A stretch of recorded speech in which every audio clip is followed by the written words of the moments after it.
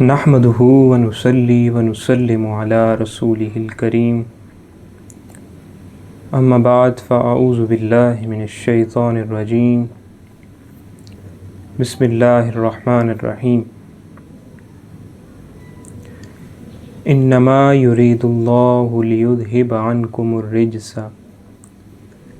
اہل البیت ویطہرکم تطہیرا صدق اللہ العلی العظیم وصدق رسولہ النبی الکریم الامین المکین الرؤوف الرحیم۔ الہی بحق کے بنی فاطمہ کہ برکول ایماں کنیم خاتمہ، اگر دعوتم رد کنی ور قبول منو دست و دامان آل رسول۔ یا الہی سیدہ کائنات سلام اللہ علیہا کی اولاد کے صدقہ سے میرا خاتمہ ایمان پر فرمانا، چاہے تو میری دعا قبول کر دے یا رد کر دے، میں آل رسول کے دامن سے لپٹا ہوا ہوں۔ سامعین، بہت عرصے کے بعد آج ہم دوبارہ المنہج الصوفیہ کے پلیٹ فارم سے آپ کی خدمت میں حاضر ہیں۔ کچھ مصروفیات کے باعث ہم چینل کو تواتر کے ساتھ نہیں چلا سکے۔ انشاءاللہ العزیز اب سے باقاعدہ طور پر چینل کا آغاز ہو چکا ہے، تو اللہ تعالیٰ کی بارگاہ میں دعا ہے کہ اللہ تعالیٰ ہمیں حق سچ سننے اور اس پر کامل عمل کرنے کی توفیق عطا فرمائے۔ تو آپ کو جیسا کہ معلوم ہے کہ موضوع واضح ہے کہ محبت اہل بیت میں دفاع ضروری ہے۔ اب یہاں پر 2 سے 3 چیزیں آپ نے غور فرمانی ہیں کہ ہم یہاں پر محبت کے ساتھ ساتھ دفاع کو بھی بیان کریں گے۔ کیونکہ جب ہم دنیاوی طور پر کسی سے محبت کرتے ہیں تو اگر ہمیں اس سے خالصتاً محبت ہے تو ظاہر سی بات ہے ہم اس کے خلاف کوئی بات سننا پسند نہیں کریں گے۔ ہم اس کی محبت میں کسی کے منہ سے اس کے خلاف کوئی بات ایسی سننا پسند نہیں کریں گے جس سے اس کا دل بھی دکھے اور اس کی شان میں کمی ہو۔ تو اس مثال سے آپ نے یہ سمجھنا ہے کہ یہ صرف ایک دنیاوی مثال ہے کہ اگر آپ کسی سے محبت کرتے ہیں تو اس محبت کے تقاضے ہوتے ہیں۔ صرف منہ زبانی محبت سے، منہ زبانی پیار سے اگر کام چلتا ہوتا تو پھر بات کچھ اور ہوتی۔ لہٰذا ہمارا موضوع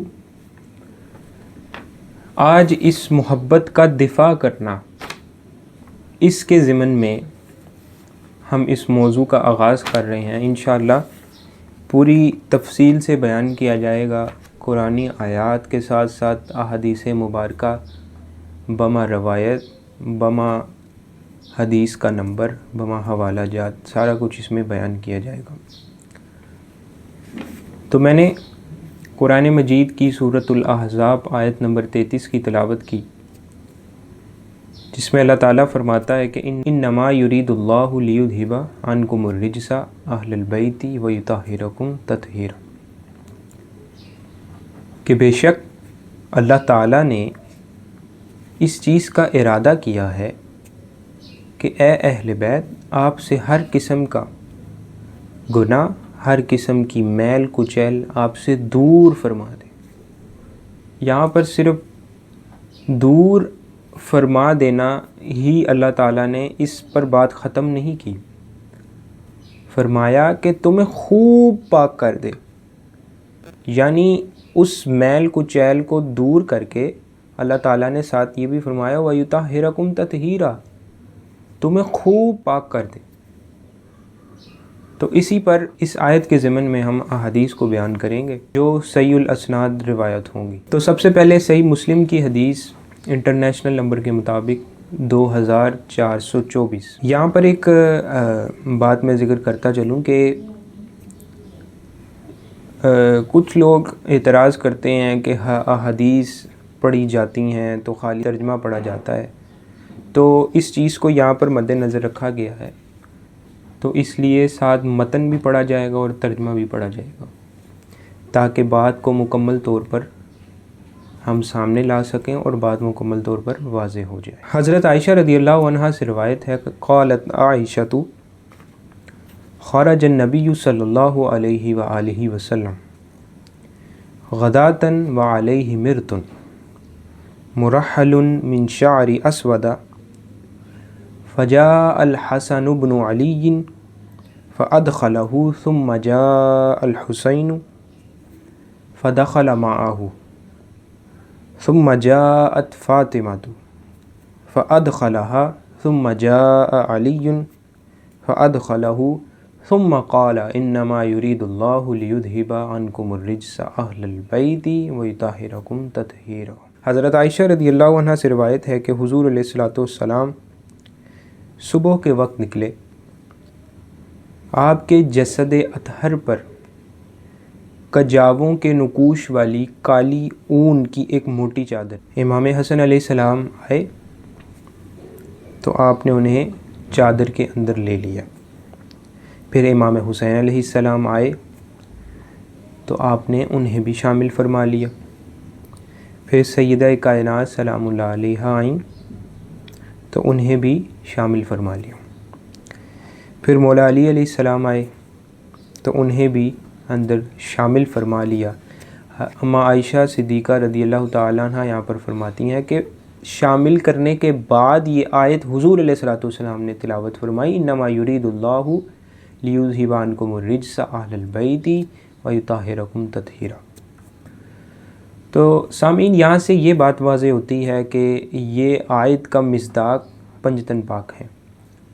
اب آئیں ہم اسی چیز کو واضح کریں گے کہ آیا اس آیت کا واقعتاً مصداق ہی پنجتن پاک ہے، یا پھر ہم اس بات کو بھی اس میں شامل کریں گے کہ جس طرح اعتراض کیا جاتا ہے کہ یہاں سے مراد حضور علیہ الصلوۃ والسلام کی ازواج مطہرات ہیں، تو ہم اس بات میں اس چیز کا فرق رکھیں گے کہ حضور علیہ الصلوۃ والسلام نے جو بیان فرمایا ہے اپنی احادیث مبارکہ کے ذریعے سے قرآن مجید کی ایک قسم کی تفسیر فرمائی۔ حضور علیہ الصلوۃ والسلام نے قرآن مجید کی اس آیت کی عملاً تفسیر فرمائی کہ اس آیت کا مصداق یہ ہستیاں ہیں، یہ نفوس قدسیاں ہیں۔ تو آئیے ایک اور روایت لیتے ہیں المستدرک للحاکم سے، حدیث نمبر 4705۔ ام المومنین حضرت ام سلمہ رضی اللہ تعالی عنہ سے روایت ہے، عن ام سلمۃ قالت فی بیتی نزلت انما یرید اللہ لیذھب عنکم الرجس اہل البیت ویطہرکم تطہیرا۔ قالت فارسل رسول اللہ صلی اللہ علیہ وآلہ وسلم الی علی وفاطمۃ والحسن والحسین فقال ہؤلاء اہل بیتی۔ حضرت ام سلمہ رضی اللہ تعالیٰ عنہ سے روایت ہے، فرماتی ہیں کہ یہ آیت میرے گھر میں نازل ہوئی، انما یرید اللہ لیذھب عنکم الرجس اہل البیت ویطہرکم تطہیرا۔ آپ فرماتی ہیں کہ اس آیت کے نزول کے بعد حضور علیہ الصلوۃ والسلام نے مولا علی، حضرت فاطمہ سلام اللہ علیہا، حضرت حسنین کریمین سلام اللہ علیہم کو بلایا اور کہا اللہم ہؤلاء اہل بیتی، کہ اے اللہ یہ میرے گھر والے ہیں۔ اب جو یہ جملہ اس حدیث مبارکہ میں آیا ہے کہ اللہم ہؤلاء اہل بیتی، ہم اب اسی کے ضمن میں آگے گفتگو کو بڑھائیں گے۔ اب یہاں پر ایک نقطہ عرض کرتا چلوں کہ حضور علیہ الصلوۃ والسلام نے اپنی اس حدیث مبارکہ میں یہ جملہ عرض فرمایا اللہم ہؤلاء اہل بیتی، حالانکہ یہ بات معلوم تھی کہ یہ نفوس قدسیہ ہی اہل بیت رسول ہیں، تو پھر حضور علیہ الصلوۃ والسلام نے یہاں پر واضح طور پر ان الفاظ کو کیوں بیان فرمایا؟ حالانکہ اس وقت بھی سب کو معلوم تھا کہ حضور علیہ الصلوۃ والسلام کی بیٹی، حضور علیہ الصلوۃ والسلام کے داماد، حضور علیہ الصلوۃ والسلام کے نواسے یہ آپ کی اہل بیت میں سے ہیں، لیکن حضور علیہ الصلوۃ والسلام نے اس آیت کی تفسیر میں اپنی حدیث مبارکہ میں یہ جملہ بیان فرمایا اللہم ہؤلاء اہل بیتی، تاکہ لوگوں پر یہ بات واضح ہو جائے کہ یہی میرے اہل بیت ہیں۔ اب یہاں پر ایک اور نقطہ نکلتا ہے کہ معترضین یہاں پر اعتراض کرتے ہیں کہ بھئی یہاں سے تو آپ پھر اہل بیت سے مراد صرف پنجتن پاک لے رہے ہیں، حضور علیہ الصلوۃ والسلام کے ازواج مطہرات کدھر گئیں؟ حضور علیہ الصلوۃ والسلام کے دادا، حضور علیہ الصلوۃ والسلام کے اتنے بھی دادکوں میں سے رشتہ دار تھے، حضور علیہ الصلوۃ والسلام کے چچا، ان کے بیٹے آگے، تو وہ کیا اہل بیت میں سے نہیں ہیں؟ ہمارا یہاں یہ جواب ہے کہ جی ہاں، وہ کوئی شک نہیں، بلا شبہ وہ اہل بیت میں سے ہی ہیں، حضور علیہ الصلوۃ والسلام کے خاندان مبارک سے ہیں، مگر یہاں پر اس بات کو آپ نے غور سے اس پر غور کرنا ہے کہ اس آیت میں جب اللہ تعالیٰ نے یہ ارشاد فرمایا سورۃ الاحزاب کی، اور حدیث مبارکہ میں حضور علیہ الصلوۃ والسلام کا یہ فرمانا اللہم ہؤلاء اہل بیتی، تو اس سے یہ بات ثابت ہو رہی ہے کہ اللہ تعالیٰ نے اہل البیت میں سے ان ہستیوں کو خاص فرما لیا۔ کیوں؟ کیونکہ حضور علیہ الصلوۃ والسلام کا ہر وہ کلام، ہر وہ عمل خدا تعالیٰ کی، اللہ تعالیٰ کی منشا کے بغیر ممکن نہیں ہے، جو کہ سورہ نجم کی آیت نمبر 3 اور 4 سے واضح ہے۔ بسم اللہ الرحمن الرحیم وما ینطق عن الہویٰ ان هو الا وحی یوحیٰ، اور اے محبوب آپ اپنی مرضی سے کوئی کلام نہیں کرتے، مگر آپ وہی کلام کرتے ہیں جو آپ پر وہی نازل کی جاتی ہے۔ تو اس آیت سے یہ بات ثابت ہو رہی ہے کہ حضور علیہ الصلوۃ والسلام کی ہر وہ بات اور ہر وہ عمل جو آپ سے صادر ہوئے، جو آپ نے عمل فرمائے، وہ اللہ تعالیٰ کی منشا کے بغیر نہیں ہیں، اور جو حکم آپ نے امت کو دیا، جو درس آپ نے امت کو دیا، وہ بھی اللہ تعالیٰ کی منشا کے بغیر نہیں ہے۔ تو یہاں پر یہ نقطہ واضح ہو گیا، حضور علیہ الصلوۃ والسلام کا یہ فرمانا کہ اللہم ہؤلاء اہل بیتی، کہ اے اللہ یہ میری اہل بیت ہیں، تو اس سے یہ بات ثابت ہو رہی ہے کہ ہم اہل بیت میں سے حضور علیہ الصلوۃ والسلام کی ازواج مطہرات، آپ کے خاندان مبارک کے دوسرے افراد کو باہر نہیں نکال رہے، مگر جن ہستیوں کو، جن نفوس قدسیہ کو اللہ تعالیٰ خود خاص فرما لے اور حضور علیہ الصلوۃ والسلام کو یہ حکم دے دے کہ یہ آپ کی اہل بیت ہیں، یہ آپ کی خاص اہل بیت ہیں۔ اب اس پر ہم آگے مزید ایک حدیث لے کے آئیں گے جس میں یہ مزید واضح ہو جائے گا کہ اللہ تعالیٰ نے حضور علیہ الصلوۃ والسلام کو یہ حکم دیا کہ یہ آپ کی خاص اہل بیت ہیں، اور حضور علیہ الصلوۃ والسلام نے اپنی امت کو یہ درس دیا کہ یہ میرے خاص اہل بیت ہیں، جن کو اللہ رب العزت نے خود خاص کر لیا ہے، اللہ رب العزت نے اپنے لیے خود خاص کر لیا ہے۔ تو جو اللہ رب العزت جن کو خود اپنی مرضی سے خاص کر لیتا ہے، تو وہ تمام امت کے لیے، تمام کائنات کے لیے، تمام جہانوں کے لیے، تمام انبیاء کے لیے، تمام صوفیاء کے لیے، تمام صحابہ کرام کے لیے وہ ہستیاں افضل ہو جاتی ہیں، وہ ہستیاں فضیلت والی ہو جاتی ہیں۔ کیوں؟ کیونکہ یہ اللہ رب العزت کا فیصلہ ہے، یہ کسی انسان کا فیصلہ نہیں ہے، یہ اللہ رب العزت کی منشا ہے۔ تو آئیے اسی کے ضمن میں بہت مشہور و معروف حدیث جو کہ آپ لوگوں نے سنی بھی پڑھی بھی ہوگی، حدیث ثقلین کو اس ضمن میں ذکر کریں گے۔ جامع الترمذی حدیث نمبر 3786 میں حضرت جابر رضی اللہ تعالیٰ عنہ سے روایت ہے۔ عن جابر بن عبد الله قال رأيت رسول الله صلى الله عليه وآله وسلم في حجته يوم عرفة وهو على ناقته القصواء يخطب فسمعته يقول يا أيها الناس إني قد تركت فيكم ما إن أخذتم به أن تضلوا کتاب اللہ و عطرتی اہل بیتی۔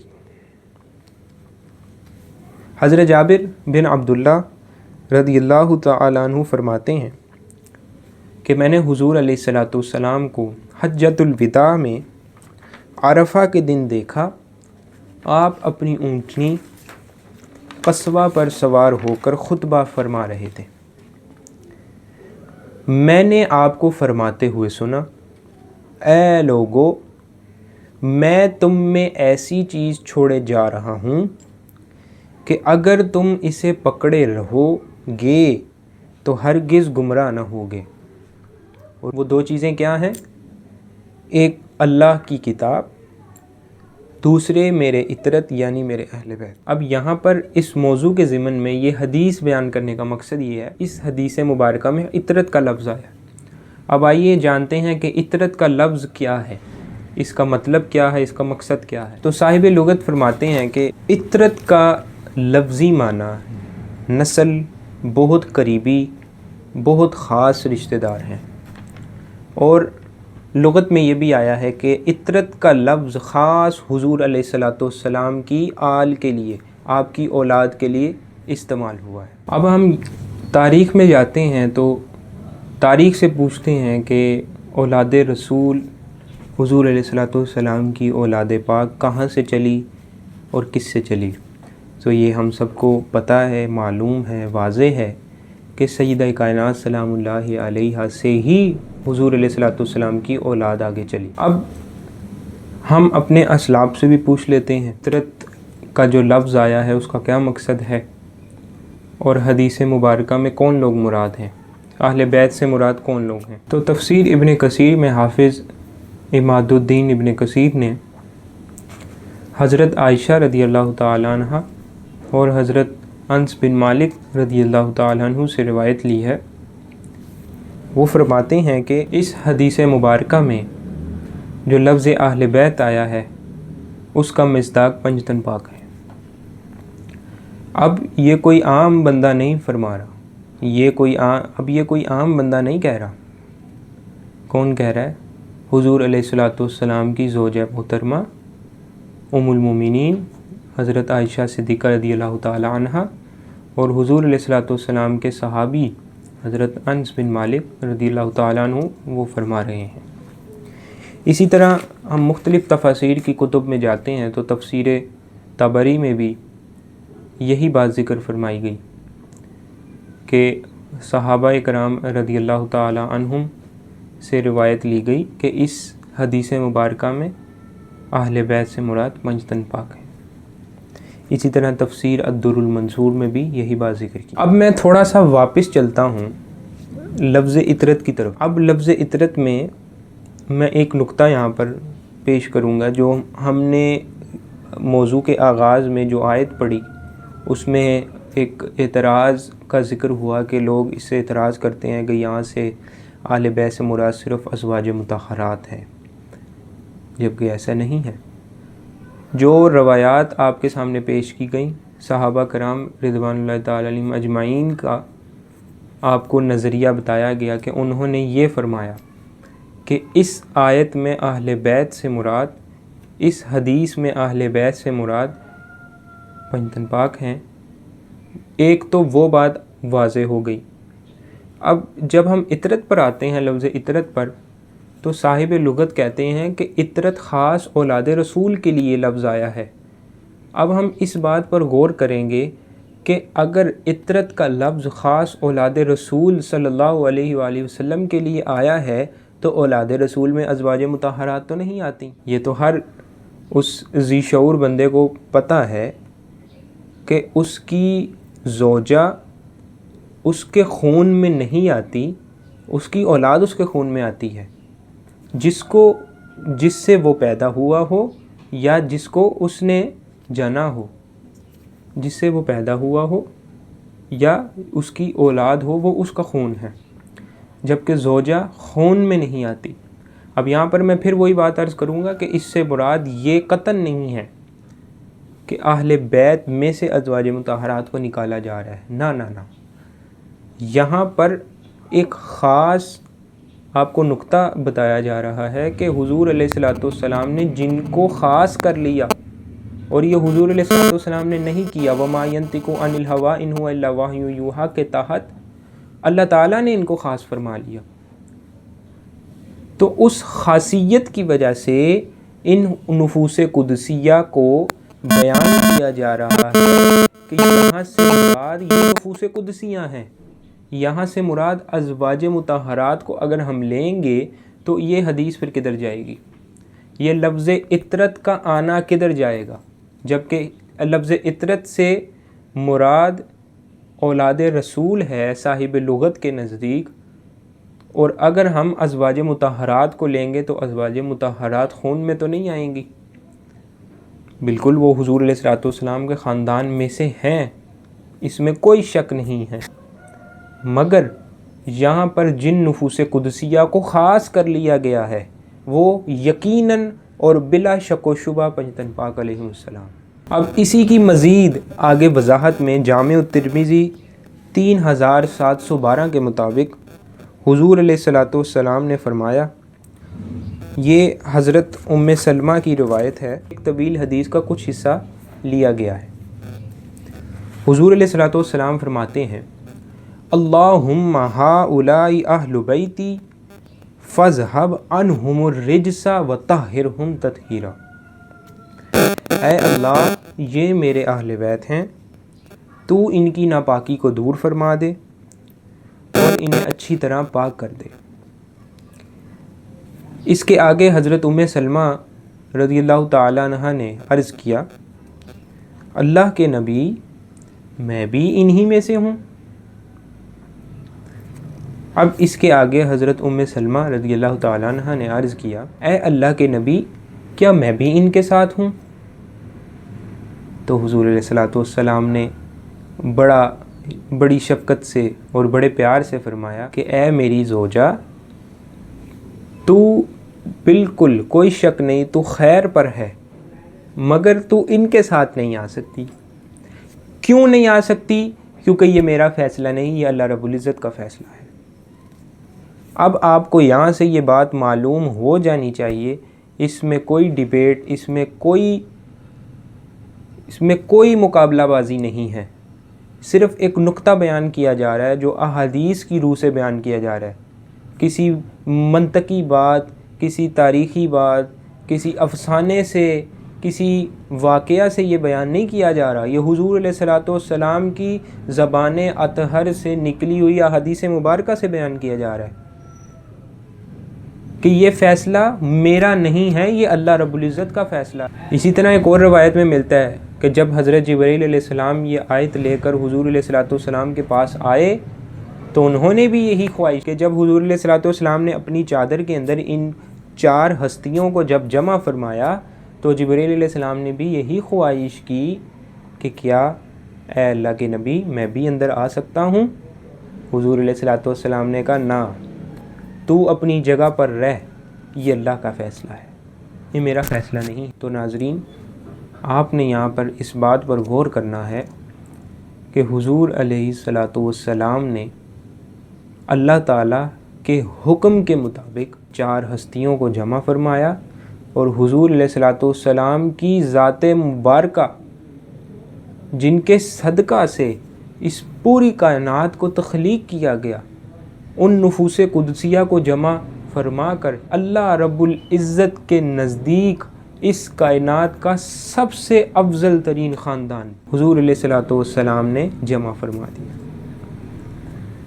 اب یہ اللہ رب العزت کے فیصلے ہیں، اس پر نہ میں، نہ آپ، نہ کوئی تیسرا شخص کوئی بات کر سکتا ہے، نہ اٹھا سکتا ہے کہ اہل بیت میں جی 5 تن پاک شامل نہیں۔ بھئی کیسے نہیں ہیں؟ یہ احادیث کدھر جائیں گی؟ یہ قرآنی آیات کدھر جائیں گی؟ اور ابھی تو سورۃ الاحزاب آیت نمبر 33 کے ضمن میں ہم گفتگو کر رہے ہیں. ابھی تو آگے مزید انشاءاللہ عز و جل یہ سیریز کے جو اگلے لیکچرز ہوں گے اس میں ہم دوسری آیات لے کر آئیں گے جس کے ضمن میں مزید احادیث آئیں گی، جس سے اور مزید واضح ہو جائے گا کہ واقعتاً اللہ رب العزت نے ان 5 ہستیوں کو جو مقام عطا فرمایا ہے وہ اس پوری کائنات میں، اس پورے جہاں میں کسی کو بھی نہیں عطا فرمایا. سامعین، آج ہم آپس میں مقابلہ کرتے ہیں، آج ہم ان ہستیوں پر بات کرتے ہیں، آج ہم ان ہستیوں کا دوسروں سے مقابلہ کرتے ہیں. دیکھیں، سب کا مقام اپنی جگہ پر فائز ہے.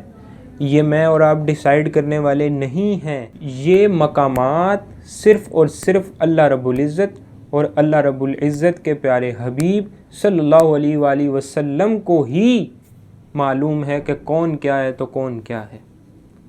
ہمارا کام آپ کے آگے ان احادیث مبارکہ سے بیان کردہ وہ ساری باتیں جو حضور علیہ الصلوۃ والسلام کی اہل بیت کے بارے میں آئیں، ہمارا اس موضوع کا مقصد یہی ہے کہ وہ آپ کے سامنے لانا.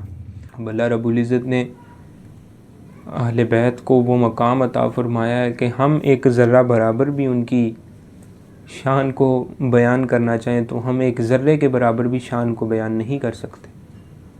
اب یہ تو آپ اور میں یا تیسرا شخص آپس میں لڑتے ہیں، آپس میں مقابلہ کرتے ہیں کہ جی اہل بیت تو وہ ہیں، تو اہل بیت میں تو سارے آتے ہیں، آپ صرف 5 کو ہی بیان کیوں کر رہے ہیں.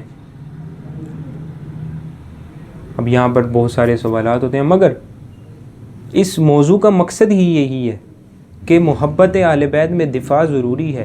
دفاع کا مطلب ہی یہی ہے، ہمیں اس سے بے تحاشا محبت کرنی ہے اور اس محبت میں رہتے ہوئے اس کا دفاع کرنا ہے. اور دفاع کیسے ہوگا؟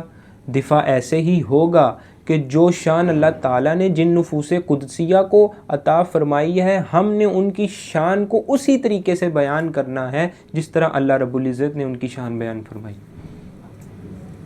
ہم نے اس شان میں کمی نہیں کرنی ہے. اگر ہم اس شان میں کمی کر دیں گے تو ہم اللہ رب العزت کے فیصلے پر سوال اٹھا دیں گے. کیوں؟ کیونکہ یہ اللہ رب العزت کا فیصلہ ہے. تو انشاءاللہ عز و جل اسی سیریز کے اگلے لیکچرز میں مزید ہم گفتگو کو جاری رکھیں گے. اللہ رب العزت سے دعا ہے کہ جو کچھ سنا، جو کچھ پڑھا، اللہ رب العزت اپنی بلند و بالا بارگاہ میں قبول و منظور فرمائے اور ہمیں حضور علیہ الصلوۃ والسلام کی ذات مبارکہ سے شدید محبت، بے تحاشا محبت، اپنی جانوں سے، اپنے اموال سے، اپنی ہر اس چیز سے جسے ہم پسند کرتے ہیں، محبت اس سے کئی زیادہ بڑھ کر حضور علیہ الصلوۃ والسلام کی ذات مبارکہ سے محبت کرنے کی توفیق عطا فرمائے اور آپ کی اہل البیت علیہم السلام کا مقام سمجھنے کی توفیق عطا فرمائے اور ان کا دفاع کرنے کی توفیق عطا فرمائے. کیونکہ یہ ہر مسلمان پر لازم ہے کہ جن کے بارے میں حضور علیہ الصلوۃ والسلام کا احادیث کا مجموعہ ہے احادیث کا، کہ حضور علیہ الصلوۃ والسلام نے اپنی اہل بیت کے فضائل بھی بیان کیے ہیں اور امت کو یہ بھی بتایا ہے کہ اگر تم میری اہل بیت کو چھوڑ دو گے تو تم گمراہ ہو جاؤ گے. کتاب اللہ و اطرتی اہل بیتی کا مطلب بھی یہی ہے. تو انشاءاللہ عز و جل مزید ہم روایات کو آگے بیان کریں گے اور انشاءاللہ عز و جل محبت اہل بیت میں دفاع ضروری ہے، یہ تا قیامت جاری رہے گا. اور اللہ تعالی ہر مسلمان کو یہ توفیق دے کہ حضور علیہ الصلوۃ والسلام اور آپ کی اہل بیت کے دفاع میں ہم اپنا کردار ادا کریں. آمین. وما علینا الا البلاغ المبین.